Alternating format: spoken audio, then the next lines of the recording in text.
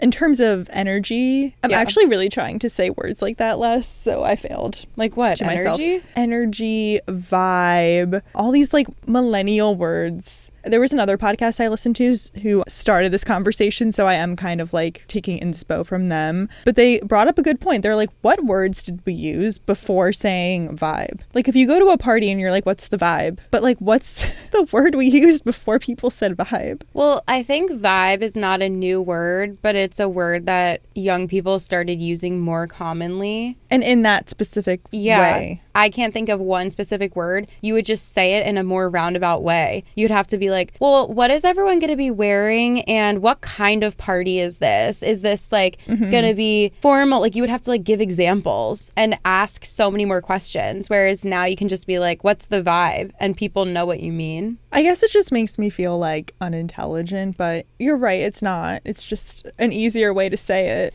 I feel like when a word starts to become very common, especially among young people and in like slang. I know vibe is not slang, but I'll use clout as an example. Yeah. People started using clout so often, I would say like 5 years ago maybe. Yeah. Like when followers and whatever became such a huge thing. I didn't even think clout was a real word. This is, I'm not stupid, so don't call me stupid in the comments just because I didn't learn every single word in the English language. I didn't know clout was a real word. I thought it was a made up thing that people were like, oh, YouTubers, celebrities, they do it for the clout.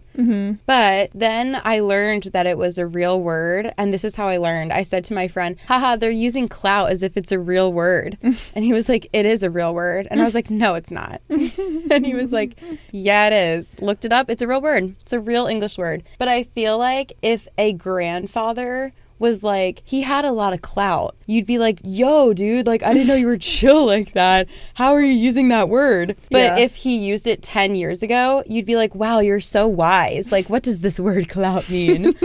But I almost feel like when it becomes used so commonly among young people, people start to think of words differently. It loses credibility a little bit. Yeah, exactly. And I feel like there's other words, like even we were kind of getting into this on a bonus episode that hasn't been released yet, so sorry. It's coming. But even words like trauma. Yeah. Trauma is such a serious word and it has such a deep meaning, but now it's almost like overused in common vernacular among young people that it's the meaning of the word is changing. Yeah. That's just what happens in language though. Like that's how any word becomes, I don't know, it's just how words get their meaning. And I feel like sometimes people get mad about that and they're like, you're not using this phrase or this word correctly. And it's like how people use the phrase determines the meaning, you know? It's also indicative of the time. Right. You know, like right now, but that's not, I don't even know if that's true necessarily for trauma because it is still used both ways. Like, right. In a medical term. And then also people just like throw it around. Yeah. Like it means nothing. Yeah. I'm thinking of this one word. I saw an example of this on TikTok. Someone was making a video about it, but the word resonated or resonates. So it used to be, I really resonated with the message of the piece of art or something like that. And now people say that piece of art really resonated with me. People use it in the opposite way. And so maybe it has like a slightly different meaning now when you say it in that way. But it's true both ways. It is. I forget the exact example, but it was just a good example of how words and phrases and the way that people use them changes the phrase. And like, that's okay. That's just how language works. We love talking about linguistics. I know. I do. I love talking about this. But anyway, I don't think it's bad to use the word vibe and energy. I think energy bothers me more than vibe because to me it's a little more like woo-woo. It's funny though because energy is literally a science thing. I guess, but when someone says it like her energy's just off, I'm like, you can't take that person seriously. But I say that all the time. I think you can. I think it's fine. I mean, you can, but I'm just saying, like, it has lost its power a little bit. Yeah, but isn't that sad that, like, once words are used commonly, they're seen as, like, less special? No, because I think sometimes it cheapens your vocabulary. That's what, for me personally, like, I just think I say vibe and energy in order to get around describing something using more words that I know. But now I feel like I'm losing them because I don't use them because I just describe everything with the word vibe.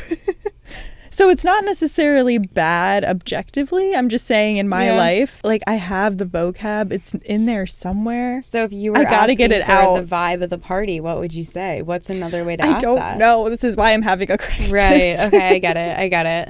What is going to be the aesthetic vision of the party we're going to? Aesthetic is another one. Aesthetic is another one because I'm doomed. It started with people saying the aesthetic of the item is like the feeling, the vibe, the energy of something is the aesthetic. But then people started using aesthetic as an adjective and saying that's so aesthetic. And so that word in the common vernacular is kind of changing. It's like, the dictionary definition of it didn't change yet, but the way that people use it in society and how it's understood has changed. And I feel like people are, Gen Z's stupid for doing that. And it's like, okay, well, if we took a history lesson and we examined every single English word and phrase since the 1800s, I would guarantee you that most of them are different or have changed a little bit.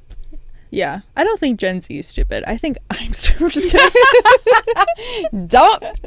That's the moral of this very long tangent. Okay.